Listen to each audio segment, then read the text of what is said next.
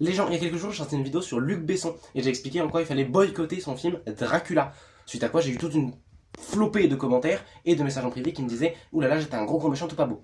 Entre autres, il y a deux arguments qui sont revenus souvent. Premier argument, il a rien fait de mal. Second argument, j'ai été payé le film, donc je peux pas inciter à boycotter. Donc, pour l'argument selon lequel j'ai payé ma place de cinéma, donc je ne peux pas dire qu'il faut boycotter. Je n'ai pas payé ma place de cinéma. Les vidéos qui sont dans le TikTok en question où je dis de boycotter, où je fais un fuck à des images sur un grand écran, si vous regardez et que vous voyez qu'il s'agit d'une bande-annonce. Et oui, parce qu'il y a marqué au cinéma le 30 juillet. Regardez, je vous le mets là. Le 30 juillet. Ça veut dire que ça va sortir. Et généralement, quand on va au cinéma regarder un film, il n'y a pas marqué « Le film que vous apprêtez à voir est sorti aujourd'hui ». Parce qu'on le sait généralement quand on a payé sa place. Mais bon, généralement, les gens qui font ce genre de commentaires sont pas très fut-fut. Donc je ne leur en veux pas. Je n'ai pas été voir ce film. Donc oui, je le boycotte. C'est une bande-annonce à laquelle je fais un fake. Secondement, pour Luc Besson n'a rien fait.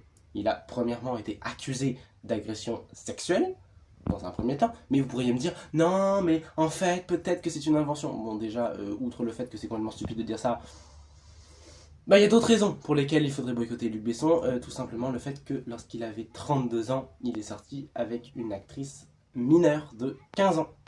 32, 15. 32, 15 ans.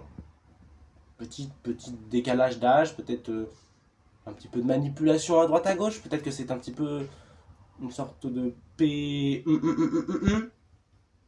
Je sais pas, je pose ça là. Bref, Luc Besson est une personne absolument abominable, vous pouvez vous renseigner beaucoup plus. Je ferai bientôt une vidéo beaucoup plus longue sur le sujet de Luc Besson et tout ce qu'il a fait en essayant de retracer un peu tout ça pour vraiment vous donner tous les arguments pourquoi est-ce qu'il faut boycotter cet homme sur la plateforme de vidéo rouge, comme dirais-je. Donc du coup, vraiment tous les messages en commentaire, tous les trucs, s'il vous plaît, réfléchissez un petit peu, vous avez le droit de pas être d'accord, vous avez le droit d'argumenter, mais au moins donner des arguments, parce que 95% de gens qui sont pas d'accord avec moi dans les commentaires de la vidéo, c'est juste pour dire soit oulala, sale gaucho, soit pour dire oulala, il a rien fait, soit pour dire faut pas payer ta place de cinéma. Sauf que toutes ces informations-là, vous pouvez les trouver hyper facilement. Luc Besson, pour savoir ce qu'il a fait, 2 clics Google suffisent.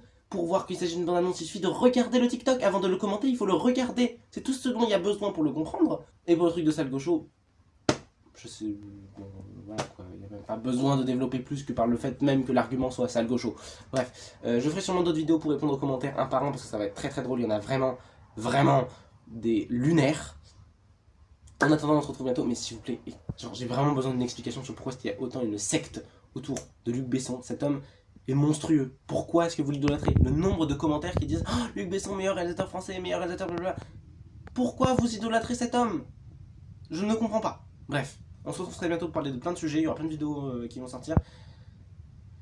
Je ne comprends pas.